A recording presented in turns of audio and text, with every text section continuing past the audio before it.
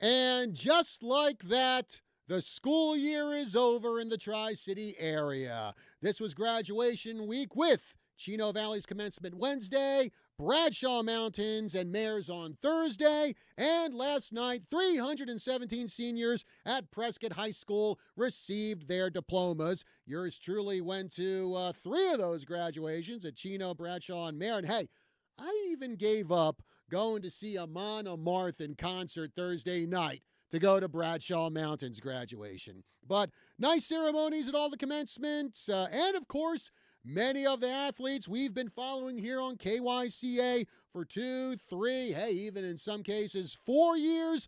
They said farewell to their high schools. Some of them, though, we will get to keep up with as they'll be playing in college. Prescott's RJ Parra will be with Weber State softball. And state champ Wyatt Rewards is staying in town with Embry-Riddle Wrestling. Bradshaw Mountain's Mason Hunt, he'll be playing with Pima College men's basketball. James Giggy, he will play for ASU football. Chino Valley's Quentin Metz, he will be on the Grand Canyon University cross-country team. And Breanne Petty, she's going to stay local and play for Yavapai College softball.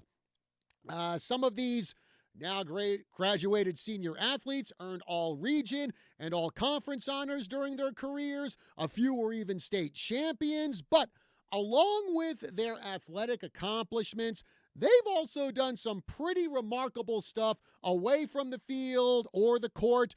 Micaiah Moody, good example here. Micaiah Moody from Chino Valley Volleyball, well, I guess now formerly of Chino Valley Volleyball. Along with being Region Defensive Player of the Year, she was also senior class president for Chino Valley High School, and she put together the senior class tribute video that played at Wednesday's graduation. Oh, and I got to point this out about that video.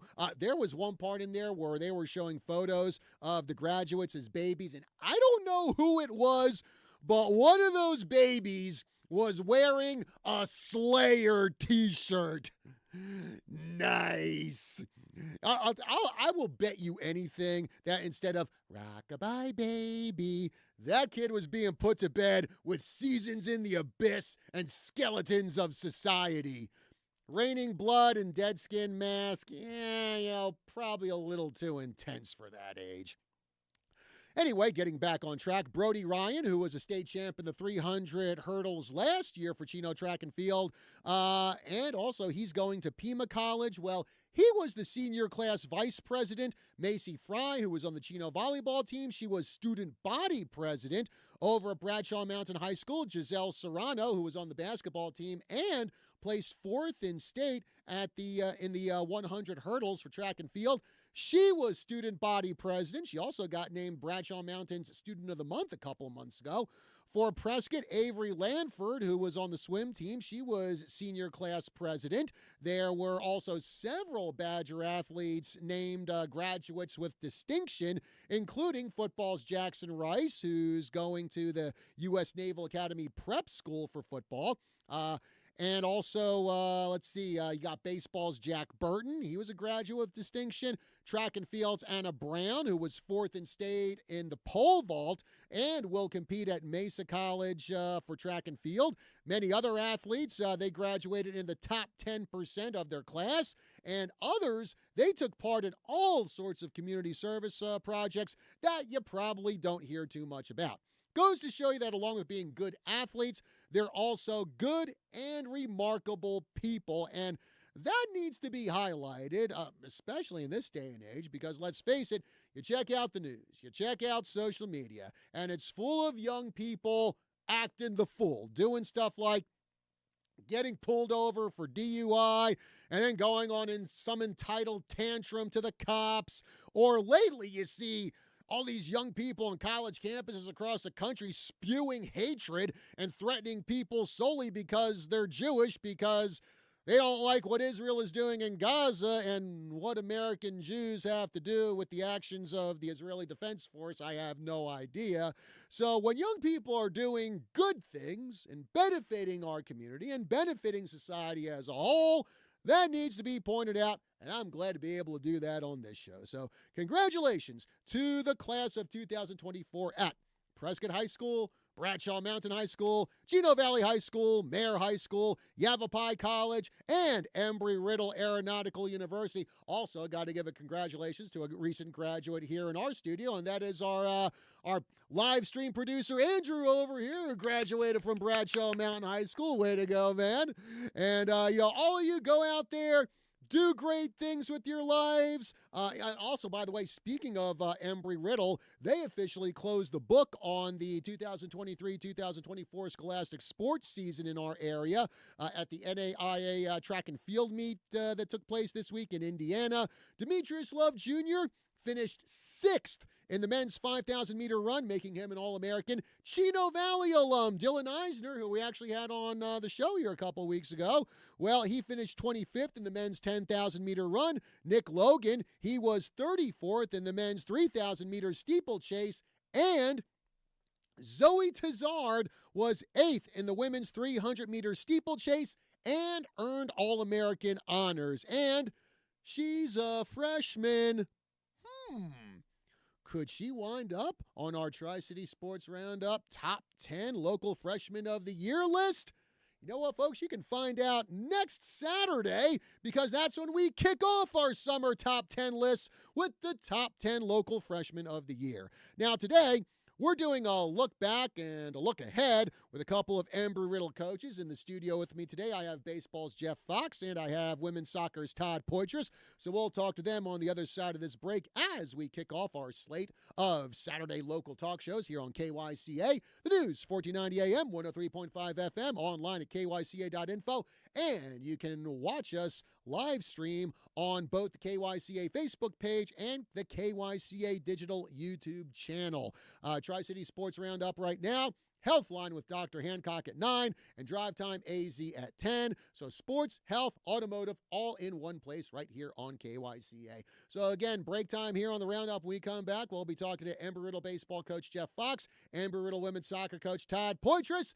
We'll be back right after this.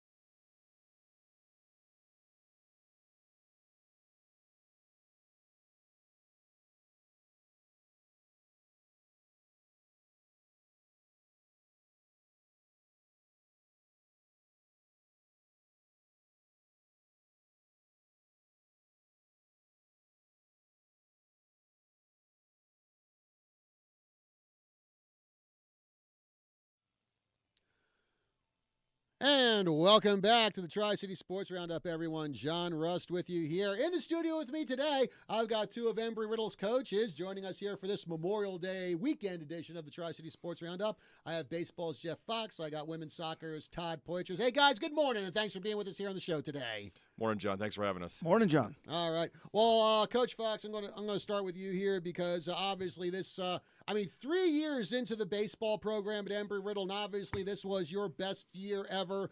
Cal Pac champions, got to the World Series, your first World Series appearance first World Series win. I mean, this was like the culmination of all those plank owners, to borrow a Navy term, that came in there, helped you start the program. Yeah, we've had great coaches and mentors and guys like Todd who have built their programs here on this campus for a number of years. So I think we just kind of did a copy and paste of what they did, starting their programs up. And our guys just did a tremendous job.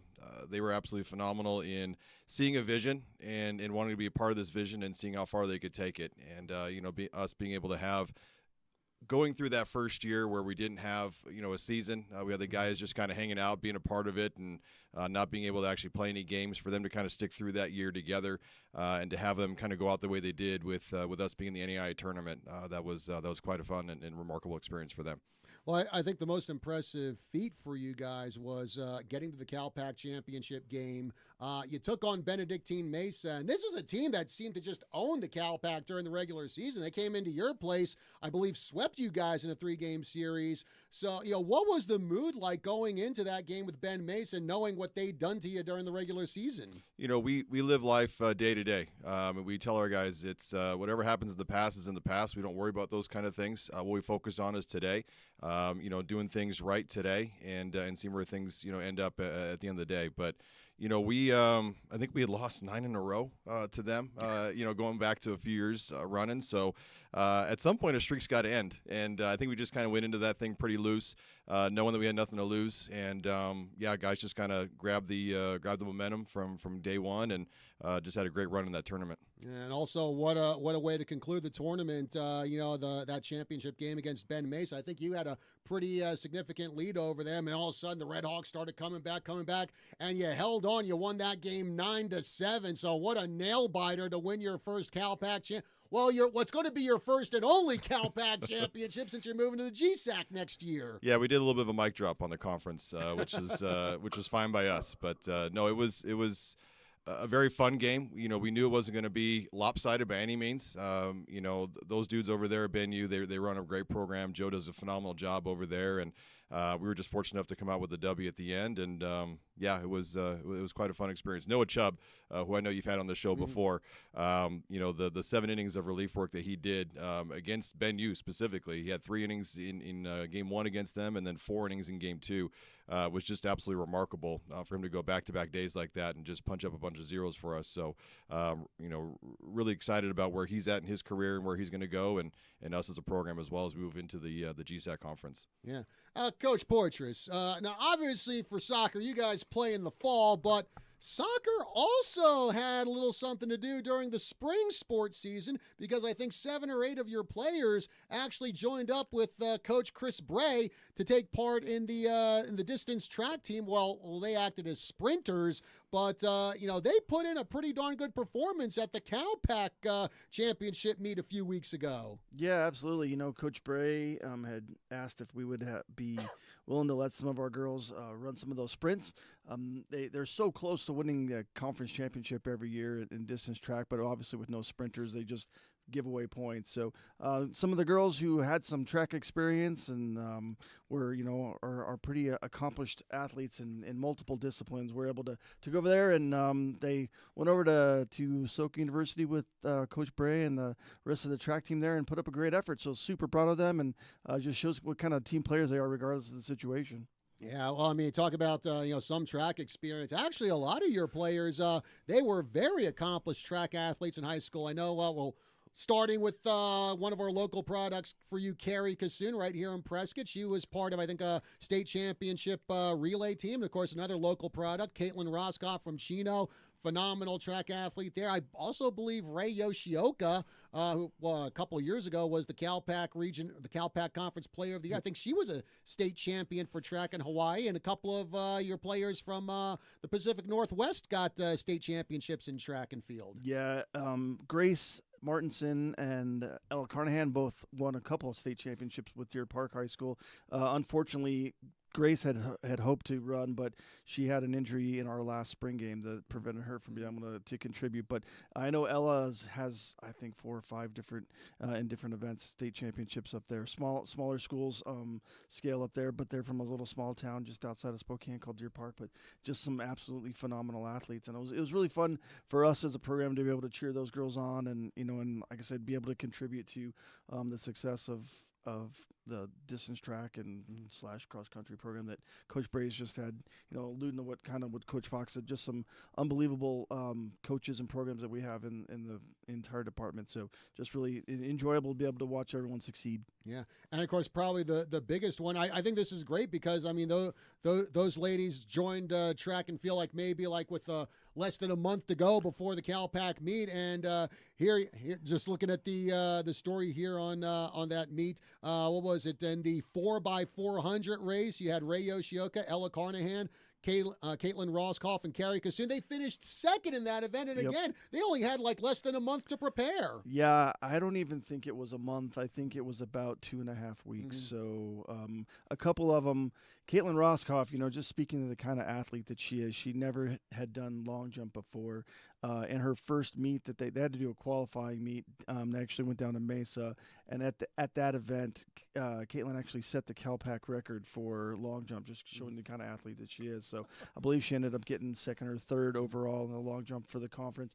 Ray is just a phenomenal runner in and of itself. She ended up getting second in the 800. Quite frankly, I still think she won it. The girl was actually behind her and fell forward, and Ray, being all 4'11" of her, was just about a half of an inch too far away. So what a tremendous effort for those ladies, and it just, like I said, shows who they are as competitors, who they are as people, and they hate to lose more than they like to win. So it's a good thing to have when you're trying to push for high elite finishes. Yeah. And now, Coach Fox, we talked about the CalPAC Championship, and then, of course, after that, it was off to the NAIA World Series, the opening round of that up in Idaho. So just talk about what the mood of the team was. Here it was the very first time that they'd been in a World Series atmosphere. What was the mood of the team going into that first game that they had against British Columbia? Sure. It's a little, I don't want to say it's overwhelming when you first get there, but I can tell you when we first walked on that field and you just know about the history and the lore of everything, it is a little overwhelming initially, but I think one of our first TC led off the game, and first pitch was just right on something, and it just kind of let us all exhale for a moment there, and we were just to play baseball afterwards. But definitely a really great learning experience in that first game. Obviously we didn't come away with the W. I think there were some plays that we could have made out there that we just didn't, but we were able to rebound that next day and get back to work and put together 2 really good games. We just fell short at the end, unfortunately. But overall, just a phenomenal experience, and I can tell you the guys are extremely hungry to get back there and do it again. Yeah. Now, for yourself, because I believe before you came to Embry-Riddle, you were on a team that I believe won the Division III World Series, if I'm not mistaken. So this obviously wasn't your first rodeo World Series wise, but still, being the head coach of this team and their first trip to the World Series, was there a lot of nerves on your part? It's you live vicariously through them as a coach, and you just want them to have the best experience possible. And for us, I think as a staff, it's how we can just remain calm as much as possible in those moments. I remember being in Cedar Rapids, Iowa. We won the national championship there at Chapman, and it definitely was a fun experience. But those first couple of games, you could feel the nerves, you could feel a little bit of the tension. So going back from that experience and just going, okay, what do I need to do then to help these guys stay relaxed? I think for the very first time in my career, I flipped my hat backwards during BP, was running around just trying to be as loose as I possibly could, just to kind of help them, just ease into what this experience is going to be and ultimately just have fun, which is what we preach here in this program. Yeah, and of course, you definitely had fun in your second game, just whomping on Oklahoma City University 10-0 in that one. Came back the next day and had a really tight one, a rematch with British Columbia. Like you said, unfortunately came up, short in that one 4-3. But even with that loss, I mean, still certainly a a great time to be proud of for these guys, what they accomplished, the big win over Oklahoma City, and going neck and neck with a team like British Columbia. Yeah, and they were they were knocking on the door going up against ACU in the final. That's a very, very good program over there. We actually seen them twice earlier in the year. We played them twice and actually beat them twice in February. But I think we kind of both knew when we walked away from that weekend against them that we're probably going to see these guys somewhere down the road. And unfortunately, we're on the short end of it when we faced them out there in Idaho. But overall, again, just a great experience. Can't be more proud than what the guys did this spring and the accomplishments they all made. And super excited about what's ahead of us though too. Yeah. For Coach Poitras now, Todd. I mean, your team has been involved in national championship tournament play several times. A lot of the girls on your team for this year, they've had prior experience in national tournaments, but still, Now, no matter how much experience you have, when you get to that first game of the national tournament, are the nerves, still jacked up to the nth degree or what? Oh yeah, 100%. I mean, it's one of those things. When you do have some continued success, like we've been fortunate to, it almost becomes more. There's almost more pressure because you have this certain level of expectation. Last year we were able to get to the final site, finished, and lost in penalty kicks to the defending national champions at that point. So the expectation, I think, is always greater, right? And so there becomes more of a sense of relief when you're successful than there is joy, so to speak. So, but yeah, I think the nerves are always there all the time. I mean, just listening to Coach Fox talk about their first experience there, and we had similar, just trying to be as loose as we could. I remember the first year we went to the final site. We had a great game against one of your favorites, USAO, the Drovers of Science and Arts in Oklahoma. We had a great response there, and then we had to go and play Spring Arbor, and we got scored on in the first 9.9 seconds. It's one of the fastest goals in the NAI history. That's not a stat I'm proud of, but all the same, I remember we were all kind of like trying to be loose and not be too worked up about things. And then they actually had an amazing player. She was 3-time player of the year for the NAI. She's in the NWSL. She's a terrific player. But Bethany Bulger, she single-handedly dribbled through our whole team and scored. And I hadn't even really settled into my seat yet. And I went and sat down next to Liz, and I said, this is my worst nightmare. So, it's like you said, you're excited, but we ended up, fighting back. We lost that game, but we fought back, and it was 3-0, and then we fought back to 3-2, and then they scored another goal. But great experiences. But that was one of the things that actually, helped catapult our program was, being down and then being able to rally and come back and kind of showed us who we were as a team and as a program. And that's carried on. That was in 2017. So that was, that's 7 years ago now. So just to be able to see that continued success go along, it's been awesome. And it's, I don't think it ever gets easier. No, never. I would doubt it.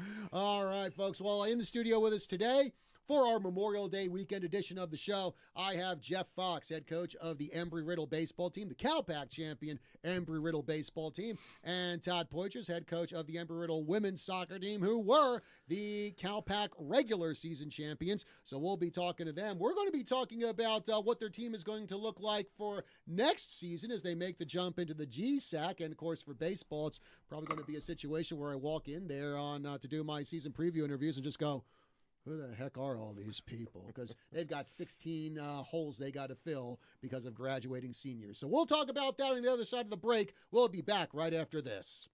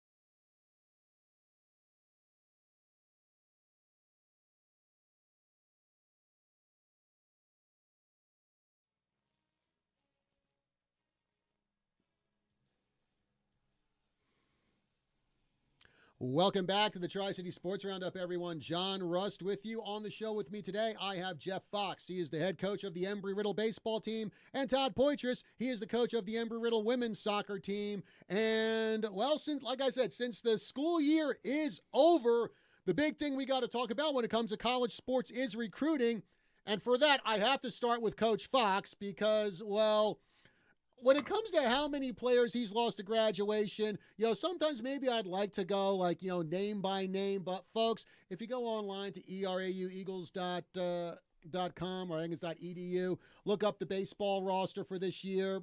Just basically look at the thing, and it's pretty much almost the entire roster. 16 seniors graduated from Embry-Riddle baseball. So, Coach, talk about how busy you've been with recruiting, probably not just over the last weeks, but probably over the last year. Yeah, our recruiting cycle typically starts the summer before, right? So ever since June, a year ago, we've been constantly just grinding away, knowing that we were going to have a lot of holes to fill. Obviously super pumped for those guys and what's now ahead of them with their lives and their careers. And, we feel pretty confident. Some of them actually will continue to play some baseball after this, which is exciting for them. But yeah, it's a little daunting. We talked about being overwhelmed at times, and when you know that you've got those kind of holes to fill and some really big shoes, some dudes that obviously played a key piece in the success that we've had over these 3 years now. It's a little overwhelming at times, but we always tell ourselves this is a game of replacement. That's how our college life works, and it's our responsibility to make sure we continue to improve this program and bring in even better dudes as we continue to move this thing forward. Mm-hmm.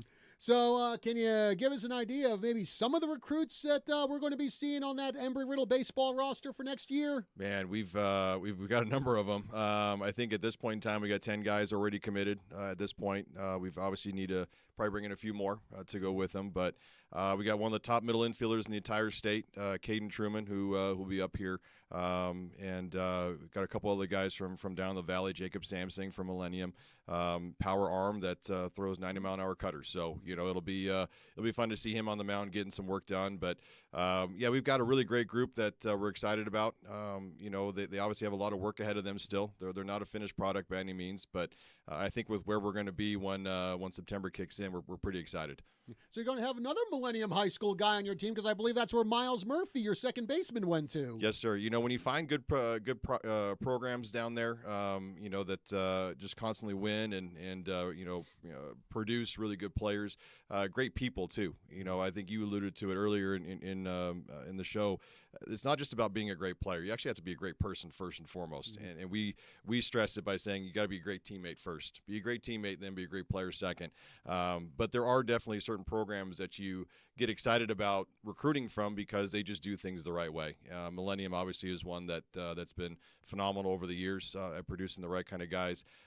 Trues from Desert Ridge, they do a phenomenal job down there as well, and with Coach Ponce over there. And so we're just excited about being able to start funneling guys from certain programs now into our program, and just know that we've got maybe less work ahead of us when it comes to getting them going, so to speak. But that's just part of the recruiting cycle. It's just knowing who your network needs to be and digging from that well as many times as possible. Yeah. Coach Poitras, you actually had 9 seniors graduate from your team last year. 4 of them were very, very key components to your success over the past few years. In fact, a lot of them were on the defensive side. Ari Sanchez, Kylie Bennett, Haley Matthews, and the other Haley Harris, who came back from a serious knee injury to become an all-conference player for you this year. Those 4 are gone, so those are 4 pretty big holes for you to fill. Like I said, it's going to be almost an entirely new defense for you next year. Yeah, Ellie Neal actually graduated as well, but we're fortunate she's coming back to start her grad school, kind of do the same thing that Haley Matthews did for us. So we're excited about her coming back. So, graduated 9, like you said. A good chunk of our back line is all going to be gone. So, so there'll be some new faces, but but probably some familiar names and we have a lot of underclassmen who've been paying their dues and are ready to step in. Those are some really, really talented players there. So, like I said, we've got some players who are ready to step in. They're fantastic players in their own right, just been behind some really experienced, incredibly tough players. So excited for the opportunity to see what that's going to look like. Yeah. So tell us about some of the new recruits we're going to be seeing for Riddle for next season. Yeah, Coach Fox just kind of alluded to something that's been very successful for us. Cienega High School has been a great spot for us down in Tucson. Don't have any coming this year, but we do have a couple. We have 3 new players coming to us from Hawaii.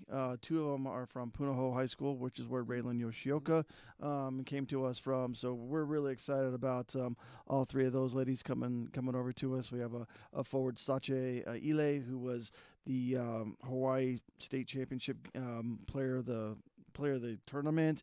She was a all-state performer, which is huge in Hawaii. They only have 1 team over there. So, she's going to be an excellent addition for us there. Out of the Pacific Northwest has been a gold mine for us for several years. We have another defender from up in that area named Josephine Diaz. She's going to be coming to us. Got a couple other players coming in. One that we're really excited about is Tessa Updegraff from Albuquerque, New Mexico. Tessa's she's so talented. I'm not even sure where we're going to play her. So good problem to have. She's an excellent problem to have. So she can literally play anywhere. So we have a kid from Indiana, Ella Shamash, coming in, as well as Kaya Farr from Boise. So 7 incoming freshmen, and then we do have a grad transfer coming to us from New Mexico State University, Hannah Draper. She's a Tucson kid, went to Cap Foot, teammate and with Caitlin Kelch, who's going to be coming off of a knee injury for us as well. So we're excited about her. We recruited her very, very hard and heavy when she was in high school, and she ended up going to be an Aggie, but then she's starting her graduate degree in cybersecurity, and so we're thrilled to have her for her last year of eligibility. So it's going to be fun, going to be exciting. New faces, but it's nice to like I said, we're going to have some familiar names coming in. They're going to step in and people will be excited about. That's for sure. Great. And of course, along with having some great athletes, you mentioned you also want great people. And also, I mean, I look at all my dealings with Embry-Riddle baseball, Embry-Riddle women's soccer, along with great people, great athletes. Also, just a ton of personality on that team. I mean, you got a lot of players on both your squads. They're just kind of fun to be around. So again, Coach Fox, in the recruiting process, like you said, along with great people, great teammates, great athletes. How much do you also look at the personality of these recruits and say, this is a person who can maybe help keep the team loose when they need to be kept loose, and maybe this is a person who, when the team really needs to be focused, they're going to kind of clamp down on them. Sure. You feel like you need to have a little bit of both, right? You need to have some guys in there that definitely play this game a little looser than others. You need to have guys that have a very, I don't say you want to have guys that have very regimented schedules, but you want to have some sort of, responsibility type people that are in there too. So they can kind of both work together and create the right kind of mix, so to speak. And we refer to ourselves as a family. This is a brotherhood, a fraternity. This is your fraternity. They talk about, the Greek life, so to speak, and on campuses. Your team that you're a part of is that fraternity for us. And these guys absolutely love each other. And we do a lot of things early on in the fall to kind of help build that camaraderie, that brotherhood. And but yeah, it is nice to have a few different types of personalities that can kind of work within each other. And it's amazing how you get some of the introverts and what they're just so shy and they just don't want to say a word. And all of a sudden, by the time their freshman year's done, they're the dudes that are on top of the table that are yelling and screaming and getting after it. So it's a lot of fun to kind of see that maturity process for those guys. And then the guys that are super loose, it's nice to see them actually come back down a little bit and kind of be a little bit more responsible with how they go about their business. So you definitely want to have a good mix, so that way it kind of creates the best balance for your team moving forward. Yeah, and of course, Coach, I'm sure it's the same for you. I'm sure you also look for those those personalities. Because, yeah, I mean, along with wanting good athletes, good students, you also want some players there, who will be good when it comes to interacting with people outside the team, be good representatives for the school. Because a lot of times when I'm putting together, a sports report or having athletes in here, along with just, okay, I need a soundbite from this one, I need a soundbite from that one. Well, along with just interviewing them for recaps of the games, I mean, their voices are going to be heard by a lot of people everywhere. So you certainly want athletes who are going to be good representatives for your school when they're on the road, when they're around the campus, or when they're being interviewed by a local radio station like KYCA. Yeah, you're 100% right on that. I mean, they are, people talk about that athletic programs and athletic departments are sort of, the windows to the university. But, on the same token, it's the same thing with our student athletes, right? They're the representatives, they're the windows into our program. So you never know on those personalities. You never really know what you're getting because, you mentioned, like Ray Yoshioka is a perfect example. She didn't say, I don't think, 4 words the entire time she came on her recruit visit. And I remember some of our upperclassmen, one in particular, I'm going to call her out because she's long gone now, but Sierra Vicente, I remember very specifically saying, don't bring those girls from Hawaii. They don't talk. They don't say anything. And now we can't get ready to be quiet. So, and like I knew Sophia Bohan was a big personality, but I wasn't sure it was as big as it is. I mean, she's awesome. But then like another one who keeps us in stitches is Alex Houston. She's hilarious, but I never would have known that just from my interactions with her recruiting. And then, I don't know if she just decided to reinvent herself when she came to college or put the on switch on or decided to go full throttle or what. But what awesome people to have in your program. Like you said, they're amazing representatives, off the field, on the field, when they're talking to a local sports, reporter, whatever the case may be. So it's really, really important. And I know that Coach Fox goes about this the same way as we do. It's who they are as people is as important and more so than who they are as athletes. The hard work and the athleticism, that's the minimum piece for us, right? But it's that integrity and who they are, when no one's watching and who they are when people are watching, that's vital to the entire success of our program, the entire success of the entire athletic department, in my opinion. I'm going to be honest with you, Coach. When you said that about Ray Yoshioka, the last thing in the world I can do is picture Ray Yoshioka not being quiet. From all the times I've been around her and interviewed her, I'm like, Ray, quiet? Nah. I'm telling you, John, she didn't say 3 words. I mean, it was crazy. Oh, man. Well, folks, we got a few minutes left to go here on the show, and the one big thing we got to talk about is what's going to happen with Embry-Riddle next year, as they are leaving the Cal Pac. They will be part of the GSAC. Actually, joining them from Arizona will also be Benedictine Mesa and Park University. So Coach Fox, just tell us your thoughts on come next year being a part of the GSAC conference. Sure, John. It's going to be a grind every single weekend for us in our sport. We've got 2 representatives right now that are playing in Lewiston in the World Series, in ACU and Hope. They're 2 phenomenal programs. Obviously, as you just mentioned, Ben, you and Park coming in with us as well from the Cal Pac. But you also have, Masters out there in California that's really, really good. And oh, by the way, Ottawa had a really good season too this year. So we know from a baseball side of things, this is going to be a grind. And we're looking forward to that because at the end of the day, if we want to put ourselves in that same position next year where we're playing in Lewiston and we're playing for a national championship, we have to beat really good teams. So to have a really great conference like the GSAC that we're going into from a baseball perspective, top to bottom, it's only going to help us get better, and it's only going to help us move forward and put us in that position that we're playing for national championships every year. So super pumped, super excited about the opportunity. Okay, so Coach Borges, what does women's soccer look like from the GSAC perspective? Yeah, I would echo what Coach Fox just said. I mean, we had Hope make the quarterfinals at the final site at Foley, Alabama this past year. We unfortunately lost to Ottawa in the opening round of the national tournament, and they were at the final site. So, I think for the first time in our conference life, we're going to have 2 other teams that are going to start inside the top 25, I would make the assumption on. So there should be 3 of us. It is going to be a grind. We're actually playing everybody twice.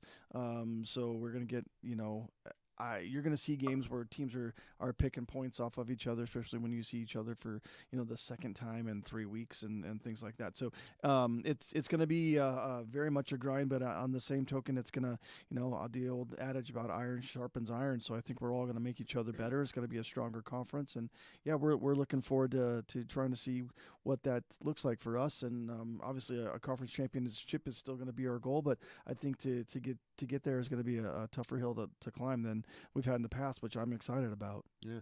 And, of course, you got to wonder what the future of the Cal Pack is going to be, if there's going to be any future. Riddle, Park, Benedictine Mesa leaving.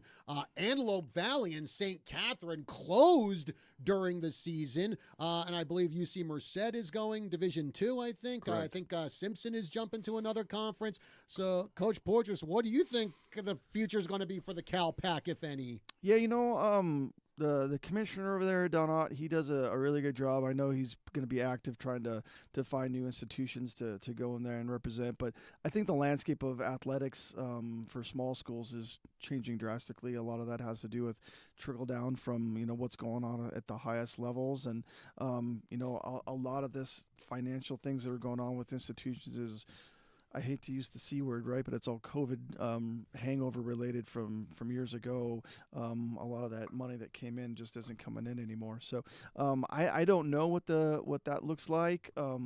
I hope for the conference sake. I mean, they were a great host to us for all these years, so I do hope that they can continue to thrive and find new members to grow and expand back to where they were. So, and I'm sure that will happen. But small schools in general, specifically NAI in the West Coast, it's a different landscape. It's a different world, and there's a lot of non-traditional institutions would present challenges. Okay.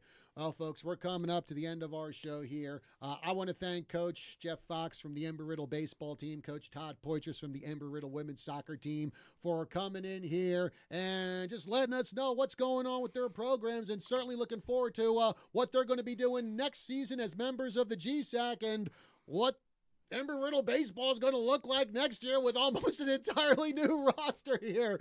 Guys, again, thank you very much. Always a pleasure to have you on here on the show, and we certainly look forward to covering you guys. Coach, we'll be covering you in a couple of months, and Coach Fox, we'll be waiting, I guess, until January, February to cover your team. So thanks again for joining us. Thanks for having us. Yeah, thanks, John. We'll make sure to have name tags when you guys show up to the field. Good. We're ready to rock and roll. Yeah, that's really good. That will really help me, man. Maybe like pin a roster to my face or something. Yes, sir. All right, folks. So again, that is going to do it for Tri-City Sports Roundup today. Have yourselves a very enjoyable Memorial Day weekend. Stay safe on the roads if you're out traveling. I know I'm going to be traveling down to Mesa because Battle Beasting concert tomorrow, baby. I'm going to bang my head in celebration of Memorial Day.